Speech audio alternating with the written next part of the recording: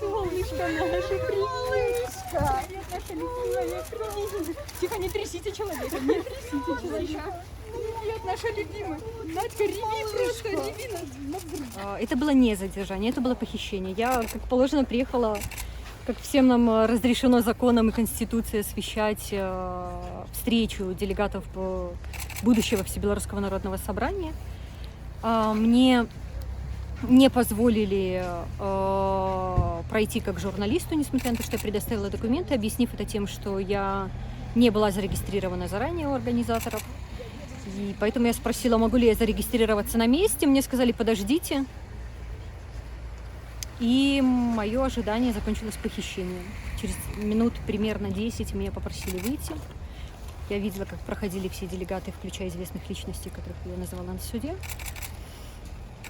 Когда они все прошли, было, наверное, уже близко около 16, то есть должно было начаться собрание.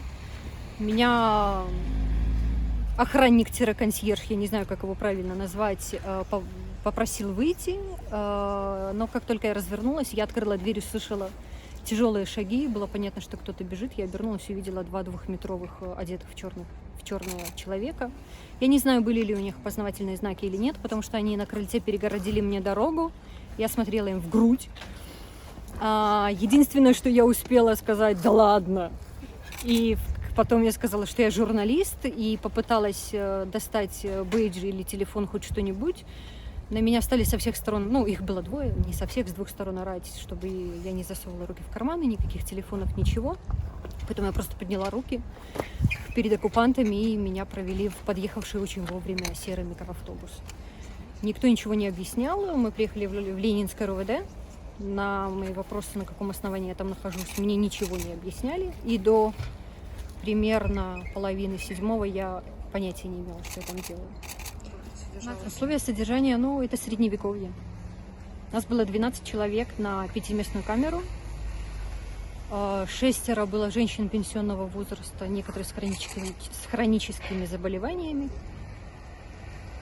Я и еще 4-5 человек 2 ночи проспали на полу. У меня было вакантное место возле батареи, потому что я плохо себя чувствовала, и мне уступили. Нам выдавали туалетную бумагу отматывания неизвестно от чего по нашим просьбам.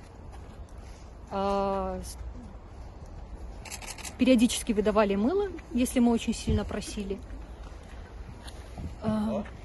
Не было ничего другого, и, соответственно, естественно, ни матрасов, не говоря уже о белье или о чем-то другом. Ну и понятно, что отношение было соответствующее. Только в воскресенье вечером к нам пришел Дед Мороз, который принес нам нормальную туалетную бумагу, зубную пасту.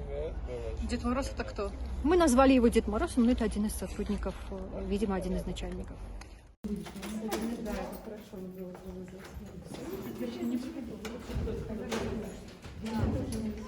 Собрание. Ты знаешь, мы тебя больше никуда не пошли. Все.